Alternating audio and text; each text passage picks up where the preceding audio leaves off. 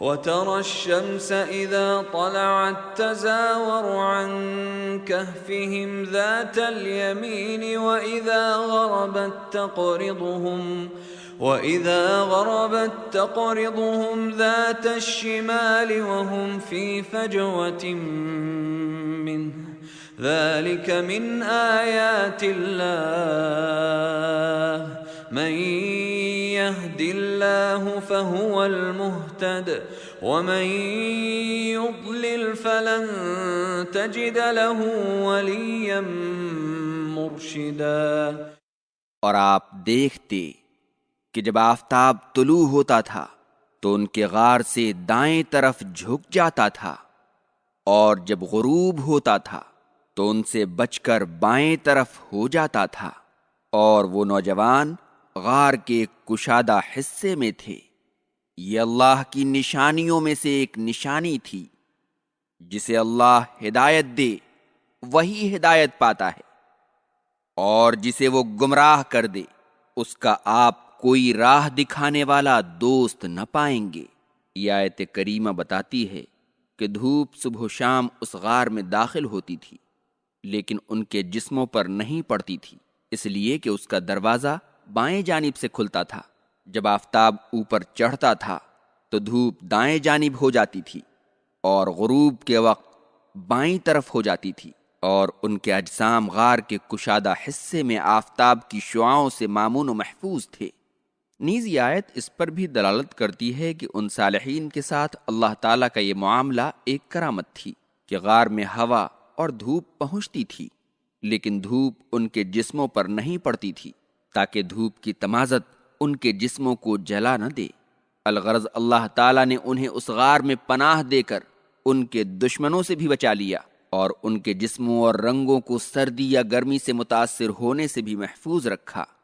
یقیناً ان صالحین کا یہ حال اللہ تعالیٰ کی ایک عظیم نشانی ہے، لیکن یہ اور اس طرح کی دیگر نشانیوں سے ہدایت وہی حاصل کرتا ہے جسے اللہ توفیق دیتا ہے، اور جسے وہ گمراہ کر دینا چاہے اس کا کوئی یار و مددگار نہیں ہوتا جو اسے سیدھی راہ پر ڈال دے۔ وتحسبهم أيقاظا وهم رقود ونقلبهم ذات اليمين وذات الشمال وكلبهم باسط ذراعيه بالوصيد لو اطلعت عليهم لوليت منهم فرارا ولملئت منهم رعبا۔ اور آپ انہیں بیدار سمجھتے حالانکہ وہ سوئے ہوئے تھے، اور ہم انہیں دائیں اور بائیں پلٹتے رہتے تھے، اور ان کا کتا غار کے دہانے پر اپنے دونوں بازو پھیلائے ہوا تھا۔ اگر آپ ان کی طرف جھانک لیتے تو ان سے پیٹھ پھیر کر بھاگ پڑتے، اور ان کی کیفیت دیکھ کر خوف زدہ ہو جاتے۔ اس آیت کریمہ میں ان صالحین کی ایک اور عجیب و غریب کیفیت بیان کی گئی ہے کہ اگرچہ اللہ تعالیٰ نے ان پر گہری نیند طاری کر دی تھی، لیکن ان کی آنکھیں اس طرح کھلی تھیں کہ اگر کوئی انہیں دیکھتا تو انہیں بیدار سمجھتا، اور اللہ تعالیٰ کے حکم سے ان کے اجسام دائیں اور بائیں الٹتے پلٹتے رہتے تھے تاکہ زمین انہیں نقصان نہ پہنچائے، اور ان کا کتا غار کے دہانے پر اپنے بازو پھیلائے ہوئے بیٹھا تھا۔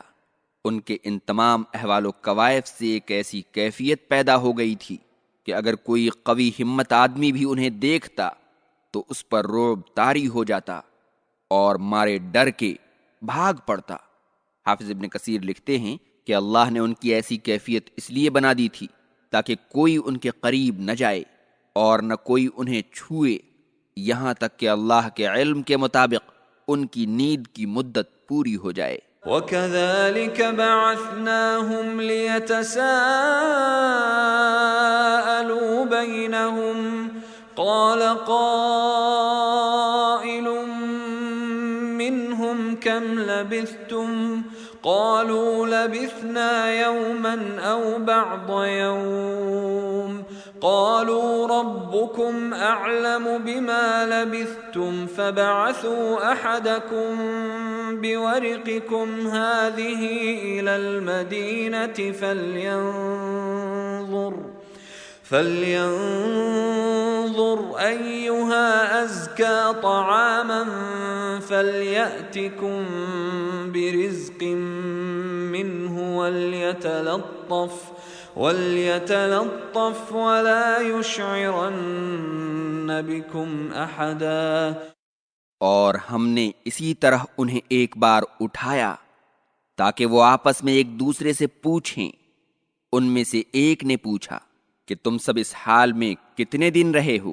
دوسروں نے جواب دیا کہ ہم ایک دن یا دن کا کچھ حصہ رہے ہیں. پھر کہا کہ تمہارا رب زیادہ جانتا ہے کہ تم کتنے دن رہے. تم اپنا ایک آدمی چاندی کے سکے کے ساتھ شہر بھیجو، پس وہ دیکھے کہ وہاں سب سے پاکیزہ کھانا کون سا ہے، تو اس میں سے تمہارے لیے کچھ کھانا خرید کر لے آئے اور خاموشی کے ساتھ کام کر لے اور کسی کو تمہاری خبر نہ ہونے دے.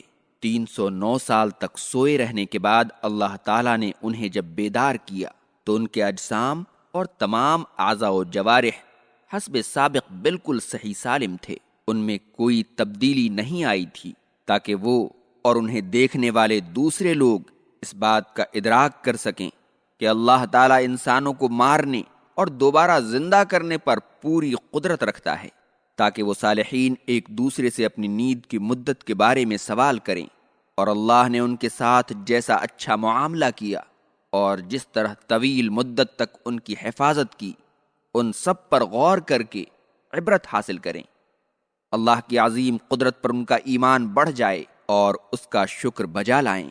ان میں سے ایک نے پوچھا کہ بھائیو، ہم لوگ کتنی دیر سوئے ہیں؟ تو ان میں سے بعض نے جواب دیا کہ ہم لوگ یا تو ایک دن سوئے رہے ہیں یا دن کا کچھ حصہ. حافظ ابن کثیر لکھتے ہیں کہ غالباً وہ لوگ غار میں صبح کے وقت داخل ہوئے تھے اور جب جگے تو دن کا آخری پہر تھا، اسی لیے انہوں نے کہا کہ شاید ہم لوگ دن کا کچھ حصہ سوئے رہے ہیں. لیکن بعض دوسرے نے اپنی لا علمی کا اعتراف کرتے ہوئے کہا کہ اللہ ہی زیادہ جانتا ہے کہ ہم کتنی دیر اس حال میں رہے ہیں.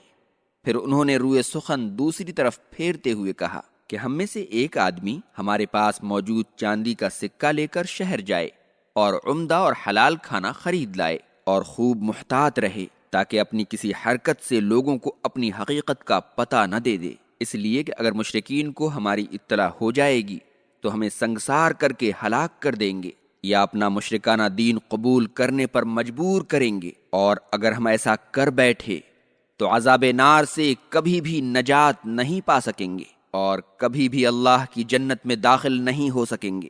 انہم ان یظہروا علیکم یرجموکم او یعیدوکم فی ملتہم ولن تفلحوا اذا ابدا.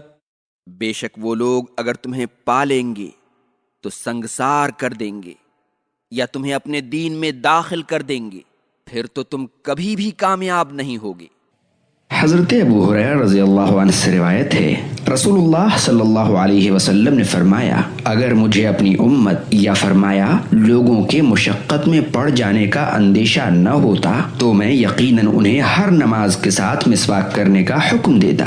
بخاری و مسلم. ریاض الصالحین حدیث نمبر 1197. اس حدیث سے معلوم ہوا کہ نبی کریم صلی اللہ علیہ وسلم ہر نماز کے ساتھ مسواک کرنے کو پسند فرماتے تھے، تاہم آپ نے اسے واجب اس لیے نہیں فرمایا کہ اس سے لوگوں کو مشقت ہوگی، تکلیف ہوگی، لوگ پریشانی میں پڑ جائیں گے. اس حدیث سے یہ بات واضح ہے کہ آپ صلی اللہ علیہ وسلم اپنی امت کے لیے غایت درجہ شفیق اور مہربان تھے.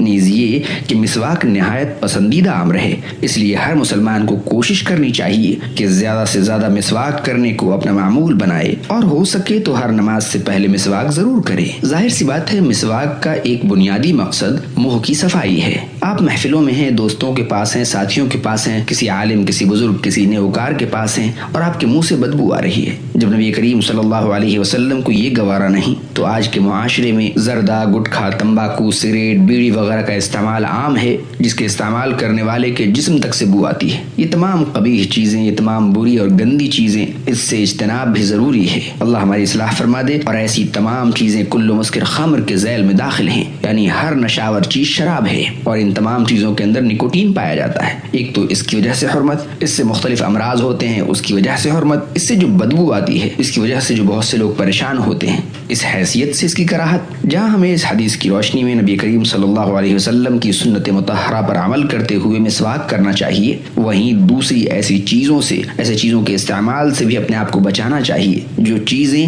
لوگوں کی پریشانی کا اور خود آپ کی صحت کی پریشانی کا سبب بنتے ہوں۔ اللہ ہماری اصلاح فرما دے، آمین۔